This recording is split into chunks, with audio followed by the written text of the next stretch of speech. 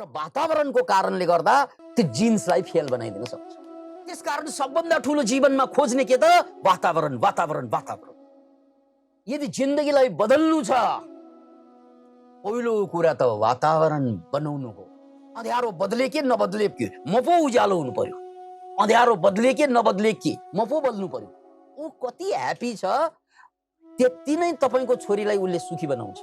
दुनियाँबाट अपराध घटाउनु छ भने जेल चाहिँदैन सरकार। Beware of sad people. यसले भाँड्छ तपाईलाई, खत्तमै बनाइदिन्छ। केही वर्ष अगाडि माइक बार्टेल भन्ने एकजना रिसर्चरले 3 लाख मान्छेमाथि अध्ययन गरेका थिए र उनको अध्ययनको रिपोर्ट केही समय यता सार्वजनिक भयो। त्यो रिपोर्ट के थियो त भने माइक बार्टेलको कि ह्याप्पिनेस यानी खुशी भनेको यो संसारबाट आउने चीज हो कि या परिस्थितिबाट सिर्जना हुने चीज हो कि या मान्छेमा ह्याप्पिनेस पनि जिन्सबाटै आउने हो, जेनेटिकल कोडबाटै आउने हो।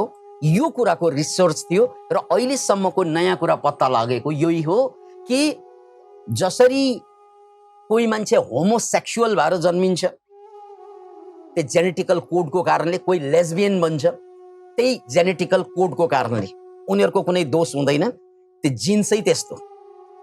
त्यस्तै ह्याप्पिनेस पनि खुशी पनि जेनेटिकल कोड हो। त्यसकारण दुनियाँमा एक थरी मान्छे जन्मैले ह्याप्पी हुन्छन्। Can you imagine it? उसले केही गर्नु पर्दैन। परिस्थिति प्रतिकूल रहँदा पनि अनुकूल रहँदा त जो कोही ह्याप्पी हुन्छन्, खुसी।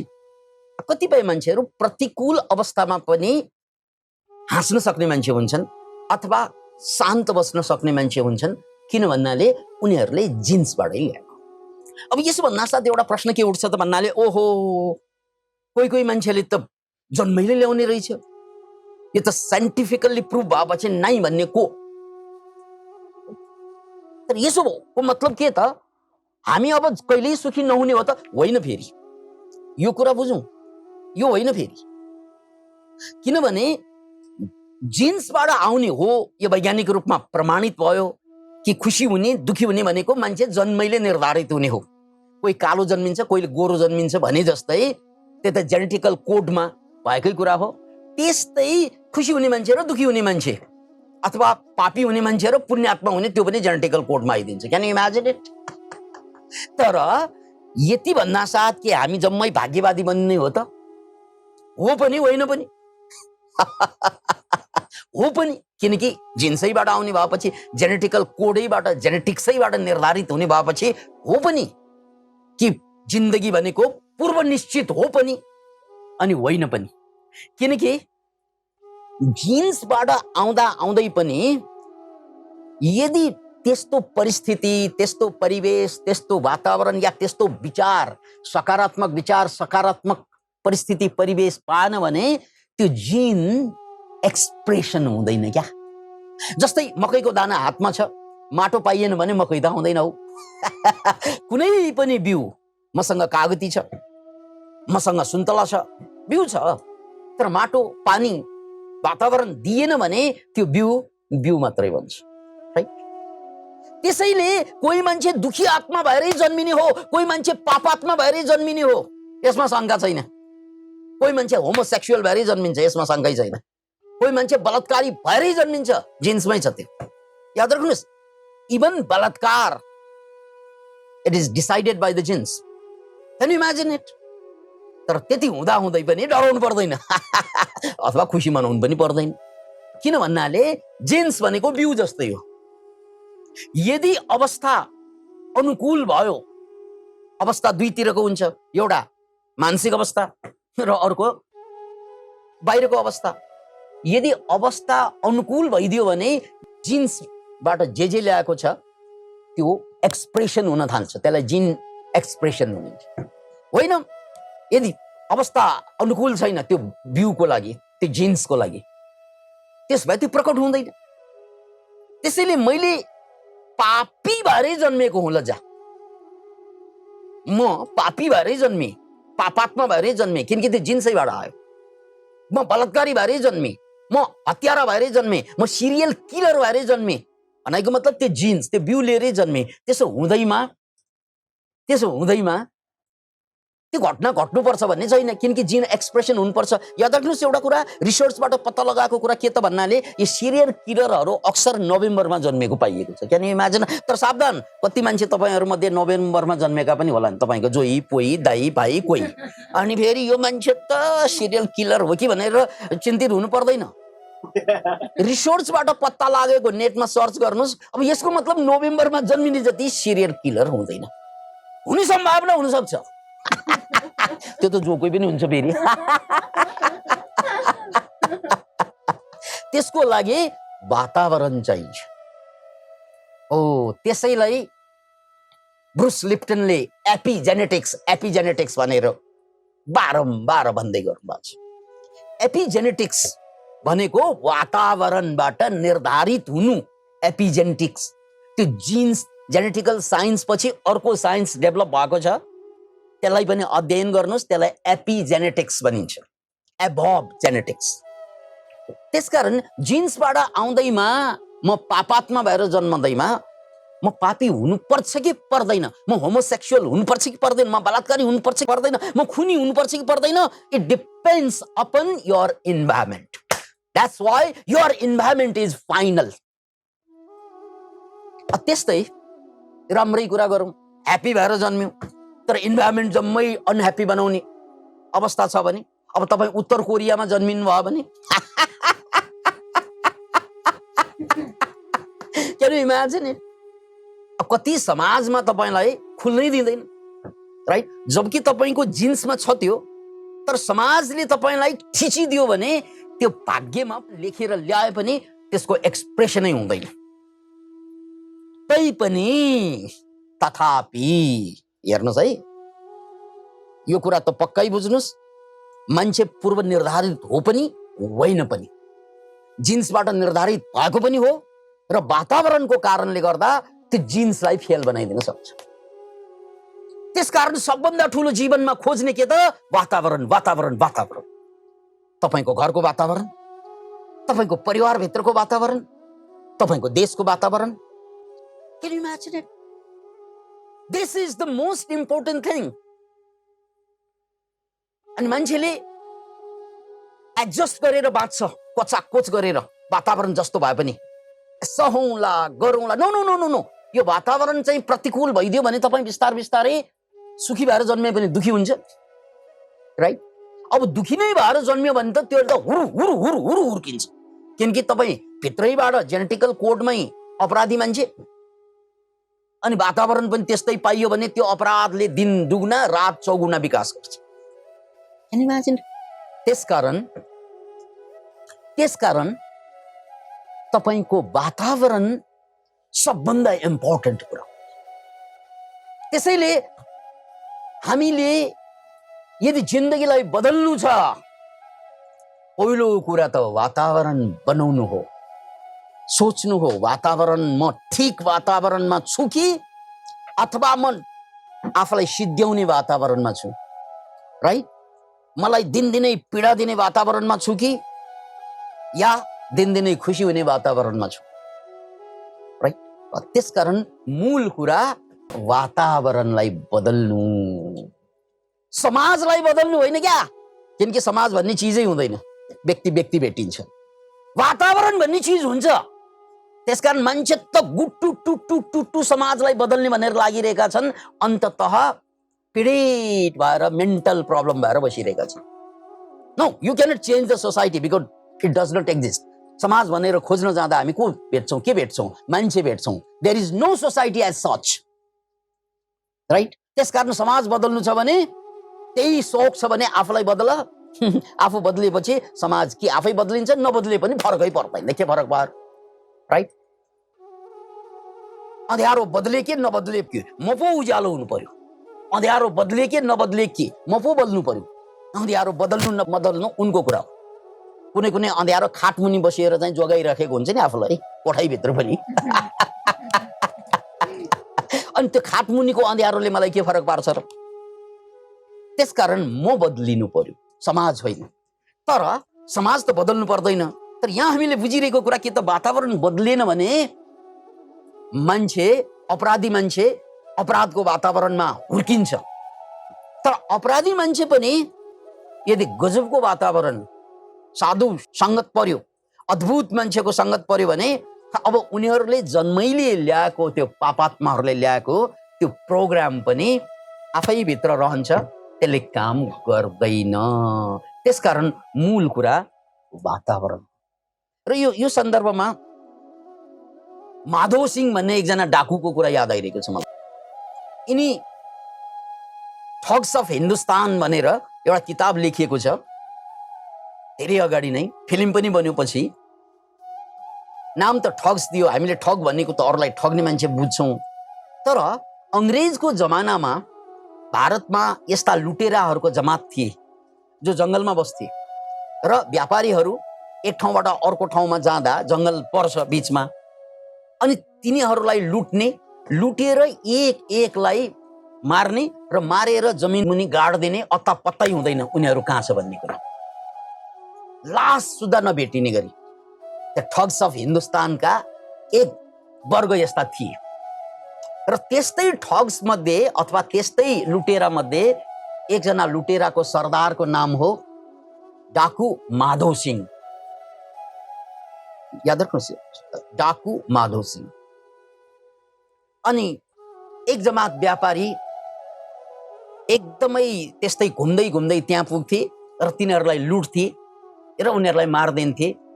अनि त्यही पैसोबाट उनीहरूले गुजारा गर्थे यी डाकाहरूले। एकचोटि अनिकाल पर्यो। अनिकाल पर्यो। त्यो अनिकाल पर्दा बुझ्नुहोस् है, मान्छे खान नपाएर पनि एक ठाउँबाट अर्को ठाउँमा जानुपर्ने हुन्छ खानाको खोजमा। त्यस्तै एउटा परिवार आफ्नो सम्पूर्ण छोरा छोरी दाइ भाइ बोकेर बैलगाडाबाट हिँडिरहेका थिए त्यही जङ्गलबाट। अनि उनीहरूलाई थाहा थियो यहाँ डाकु माधव सिंहको ग्याङ बस्छन्, तर उनीहरूलाई त अर्को गाउँमा जानै छ, नत्र भोको मर्छन्। त्यसकारण उनीहरू अन्ततः त्यो जङ्गलबाट गुज्रिने निधो नै गरे, जङ्गलमा पुगे। अनि डाकाहरू सुन्दै थिए यिनीहरू को हुन् भनेर। त्यत्तिकैमा त्यो परिवारमा चर्चा चलिरहेको थियो, यो त डाकु माधव सिंहको ठाउँ हो, हामीलाई पनि मार्दिने हो कि? ओहो, हामी त गरिब मान्छे, भुलचुक बस पनि हामीलाई व्यापारी भनेर मार्दिन सक्छ। र हामी मार्यौँ भने यानि ठुला मान्छेहरू, हाम्रा छोराछोरी त भोकै मर्छन्, अहिले भोकमरीको अवस्था छ। अरे यस्तो त कसैलाई नपरोस्, त्यो डाकुमा सद्बुद्धि आओस्, यस्ता यस्ता कुरा गरिरहेका थिए। त्यो कुरा डाकुले सुनिरहेको थियो। Can imagine it? त्यसपछि त्यो डाकुलाई चाहिँ आफ्ना छोराछोरीको याद आयो। Can imagine it? आफ्ना छोराछोरीको याद आयो, किनकि माया मान्छेको छोराछोरी प्रति बढी हुन्छ। र त्यो दिनबाट त्यो डाकुले डकैत गर्न छोड्यो। त्यो दिनबाट त्यो डाकुले, माधव सिंहले डकैत गर्न छोडिदिए। उनको ग्याङले नै डकैत गर्न छोडिदिए, किनकि उसको मनमा करुणा जाग्यो। किनमा चाहिँ करुणा जाग्यो, किनकि वातावरण चेन्ज भयो, करुणा जाग्यो। र इतिहासमा यो मान्छेको नाम पछि सन्त माधव दास भनेर जोडिने, विशेष गरी यो दास भनेर जोडिने एउटा पन्थ हुन्छ, जसरी कबीर दास भने जस्तै उनले पनि एउटा पन्थमा दीक्षित भए, साधु भनेर बस्थे, माधव दासको रूपमा सबैले चिन्न थाल्छ। That is environment. अब ऊ जङ्गलमा बसिरहँदा लुटिरहेकै हो, तर त्यहाँ एउटा यस्तो इन्भाइरोमेन्ट बन्यो, त्यो परिवारको त्यो करुणाको इन्भाइरोमेन्ट बन्यो। त्यो इन्भाइरोमेन्टले उसको मनलाई चेन्ज गर्यो। किनकि कोही कोही मान्छे जन्मजातै डाकु हुने गुण लिएर जन्मिँदैनन्, तर परिस्थितिको कारणले गर्दा उसलाई डाकु बनाइरहेको हुन्छ। परिस्थिति बदल्यो, साधु बन्यो। याद राख्नुहोस्, परिस्थिति बिग्रियो, मान्छे चोर फटा हुन्छन्। परिस्थिति मिल्यो, मान्छे महान पनि बन्न सक्छ। परिस्थिति बिग्रिन्छ, मान्छे गरिब बनिदिन्छ। परिस्थिति मिल्छ, मान्छे अमीर बनिदिन्छ। राइट? परिस्थिति, त्यसकारण यो इन्भाइरोमेन्ट सबभन्दा ठुलो कुरा हुन्छ। यो कुरालाई हामीले बुझ्यौँ भने यो जति पनि गुण अवगुणहरू जन्मजातै हामीले ल्याउने हो, तर हाम्रो वातावरणलाई हामीले चेन्ज गर्न कहिल्यै पनि सोचेनौँ। त्यसकारण आजको मितिबाट कपी र कलम लिएर म दुखी छु भने मेरो वातावरणमा मलाई दुखी पार्ने मान्छेहरू छ कि चेक गर्नु। म ह्याप्पी छु भने मेरो वातावरणमा मलाई ह्याप्पी पार्ने मान्छेहरू छन् कि चेक गर्नु। म खत्तम छु भने खत्तम मान्छेको बीचमा छु कि चेक गर्नु। अब बिहे नै गर्नु छ भने पनि धन कति छ भनेर खोज्छौँ हामीहरू। कति पढेको छ, भाँडमै जाओस् पढाइ, भाँडमै जाओस् धन। आजबाट एउटा नयाँ मापदण्ड, बिहे गर्ने पात्र कति ह्याप्पी छ, that is the most important thing for you, right? उसको परिवार कति ह्याप्पी छ, धनले ह्याप्पी हुँदैन, यो पनि याद राख्नु। ह्याप्पिनेस भनेको यो सबै कुरा गुम्दा पनि जो हाँस्न सक्छ, नाच्न सक्छ, गाउन सक्छ, ह्याप्पी मान्छे त्यो। किनकि सबै भएर पनि मान्छे हाँस्दैनन्, केही नभएर पनि हाँस्न छोड्दैनन् मान्छेहरूले। Can you imagine it? उसको सबभन्दा ठुलो धन के हो त? बेहुलीको सबभन्दा ठुलो धन उसको मुस्कान हो। र वैज्ञानिकहरूको रिसर्चमा के आइएको छ भने मुस्कानै 19 प्रकारका हुन्छन्। Can you imagine it? 19 प्रकारका मुस्कान। अब हामी त होटलमा गयो भने मेन्यू खोज्छौँ नि, खानाको मेन्यू कुन खाने भनेर। अरे यार, बिहे गर्दाखेरि मुस्कानको मेन्यू तयार पार्नुहोस्। 19 थरीको मुस्कान, 17 थरीको लाफ्टर, यानी आवाज निकालिकन हाँस्ने जुन छ नि, लाफ्टर जसलाई चाहिँ भनिन्छ मुस्कान बाहेक हास्य। अहिलेसम्मको खोजमा 17 थरीको चाहिँ हास्य, 19 थरीको मुस्कान। यो हो गहना बेहुलीको, यो हो गहना बेहुलाको। किन इमेजिन इट? त्यो कति ह्याप्पी छ भनाइको मतलब ऊ कति ह्याप्पी छ, त्यति नै तपाईँको छोरीलाई उसले सुखी बनाउँछ। धनले बनाउँदैन, पदले बनाउँदैन, प्रतिष्ठाले बनाउँदैन। धन पद प्रतिष्ठा भयो भने त बेहुलीलाई त पेलै गर्छ। किनकि तिमीहरू को हौ र, राइट? किनकि उसको धनको अहङ्कार, पदको अहङ्कार, घरको अहङ्कार, प्रतिष्ठाको अहङ्कार, यो अहङ्कारमा हाम्रा छोरी बेटी पिल्सिने होइन र? होइन र? होइन र आमा बाबा? रिसै उठ्ने भने भन्छन् नि।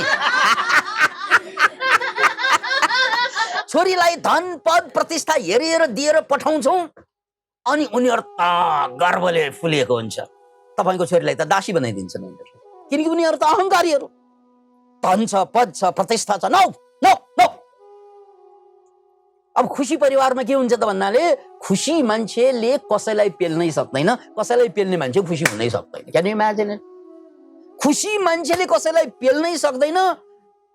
एक्चुअली तपाईँ आफै विचार गर्नुहोस् त, तपाईँ साह्रै रिसा मान्छे भए पनि जुन दिनमा तपाईँ खुसी भएर, कुनै कारणले खुसी भएर घरमा आउँदा जहिले पनि झगडा गर्ने मान्छे तपाईँ, जहिले पनि छोराछोरीलाई गाली गर्ने मान्छे तपाईँ हाँसेको बेलामा गाली गर्न सक्नुहुन्छ?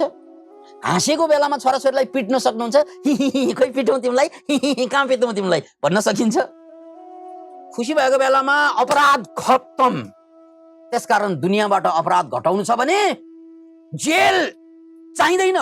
याद राख्नुहोस्, यदि दुनियाँबाट अपराध घटाउनु छ भने जेल चाहिँदैन, सरकार। खुसी मान्छे चाहिन्छ, किनकि खुसी मान्छेले अपराध गर्न सक्दैन। याद राख्नुहोस्। अनि दुखी मान्छेले अपराध गर्नु छोड्दैन, यो पनि याद राख्नुहोस्। किनकि तपाईँ बाहिरबाट झगडा गरेर आउनुभयो अथवा तपाईँलाई टेन्सन लिएर पीडित भएर घर पस्यो भने सबभन्दा पहिला मार चाहिँ घरमा तपाईँलाई खाना पकाएर बस्ने मान्छेले पाउँछ। किन इमेजिन? किनकि तपाईँको अफिस भरिको भडास घरमा छोराछोरीलाई पोखिदिन्छ मान्छेले। त्यसकारण महर्षि पतञ्जलिले के भन्नुभएको छ भने, ह्याप्पी मान्छेसँग सङ्गत गर्नु, राइट? अनि ह्याप्पी मान्छेसँग बिहे गर्नु पर्यो भने, राइट? जे गरे पनि अबबाट तपाईँले अफिसमा कर्मचारी राख्दा कसैले त कर्मचारी राख्नु पर्ने हुन्छ। यो मान्छे दुखी छ भने यसले अरूलाई दुखी बनाउँछ, यो स्योर हुनुहोस्। तर यो मान्छे खुसी छ भने कसैलाई पनि उसले दुखी बनाउनै सक्दैन, किनकि खुसी मान्छेले अरूलाई दुखी बनाउन सक्दैन र दुखी मान्छेले अरूलाई सुखी बनाउन सक्दैन। त्यसकारण यो दुखी आत्मादेखि सावधान हुनु।